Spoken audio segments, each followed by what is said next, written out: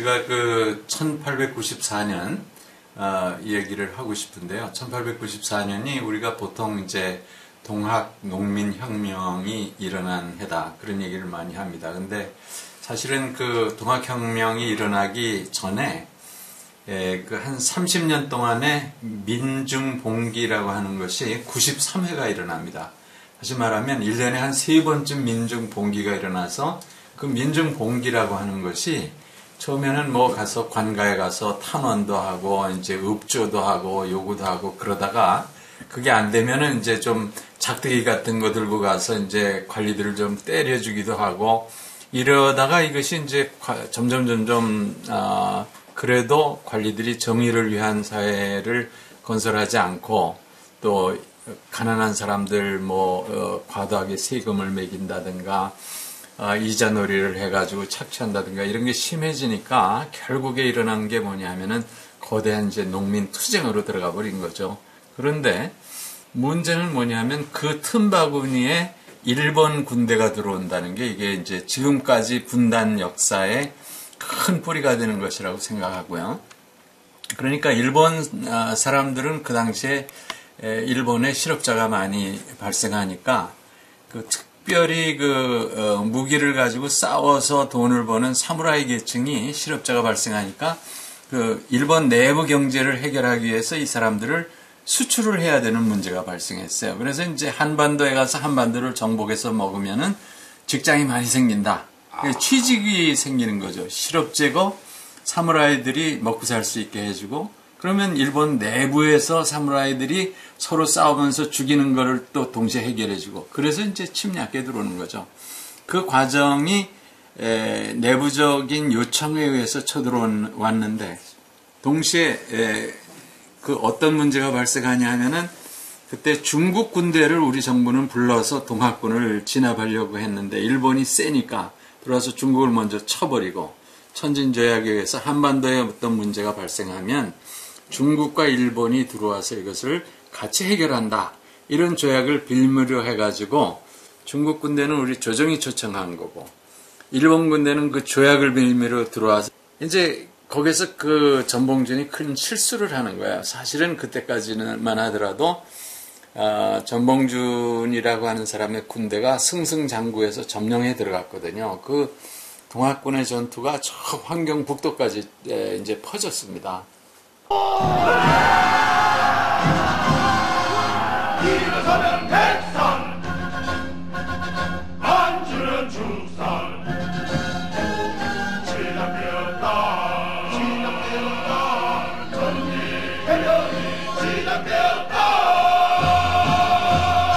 기나긴 시간 총칼을 겨누었으나 이렇게 대면하니 감개가 무량하오. 악연도 또한 인연이라 여하튼 반갑소이다. 전대장도 잘 아시리다마는 청군의 출병을 빌미로 일본군이 제물포에 상륙하여 한양에 진주해 있어. 이는 왕조의 존망에 관한 중대한 사태요. 나라 안의 일을 안에서 해결하지 못하고 외국의 힘을 빌리려는 어리석음이자 초한 결과가 아니오. 그것은 지난 일. 우선 화급한 문제는 일본군의 철병을 도모하는 일이요. 무슨 방법으로 일본군을 철병시키겠다는 것이오? 난이 진정되었으니 외국군은 모두 조선에서 나가달라고 요구하자는 것이죠. 그러자면 무엇보다도 전주성을 관에 되돌려줘야 하지 않겠소? 나도 이 나라의 백성이요. 나라의 위급을 구하는 일이라면 목숨을 아끼지 않을 것이오마는 설마 날더러 맨손으로 전주성을 비워달라는 것은 아니겠지요? 물론이요. 전주성을 비워주면 전대장이 요구하는 사항을 가능한 한 모두 들어드리겠소이다. 내가 창의에 깃발 놀리는 것은 첫째, 패정을 개혁하여 도탄에 빠진 백성들을 구하자는 것이었소. 내가 제시한 패정 개혁안을 우선 실천하시오. 전대장의 패정 개혁안 27개조는 모두 조건 없이 수락하겠소. 김학진 대감도 패정 계획을 실천에 옮길 것을 약속했소. 전주성을 비우고 해산하는 동학군 안전에 대해서는 어찌 보장하시겠소? 돌아가는 모든 자에게 물침표를 발급하여 안전이 보장되도록 하겠소. 좋소. 이제 마지막으로 가장 중요한 조건이요. 전주 가명은 물론이요. 전라도 53개주에 집강소를 설치하고 그 집강을 우리 동학군에게 맡겨주시오. 집강이라면 향리에 두어 관장을 보좌하고 행정을 수행하는 제도인데 고을 관할까지 설치하라는 것이요? 그렇소. 그렇다면 수령과 동학군이 같이 고을을 다스리는 것이 아니오. 그렇지 않고서는 폐정개혁이 이루어지지 않을 것이오. 동학으로 집강소를 설치하고 민간의 서정을 직접 다스릴 것이니 내 청을 들어주시오. 어제까지 칼과 창을 겨누었던 관과 동학군이 같이 고을을 다스린다. 집강소 설치를 들어주지 않는다면 나는 결단코 전주성을 사수할 것이오.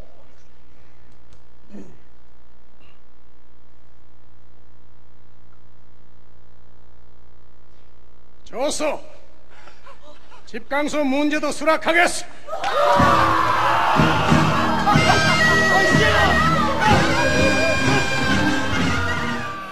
근데 이분이 그냥 서당 선생이고 너무 그 정의에 대한 날카로운 정신은 있지만 국제 정세나 국제 침략 세력이 얼마나 거짓말을 하면서 쳐들어온다. 국제 조약이라는 것을 그냥 종이 찢어버리듯이 찢어버린다는 걸 이걸 모르는 거죠.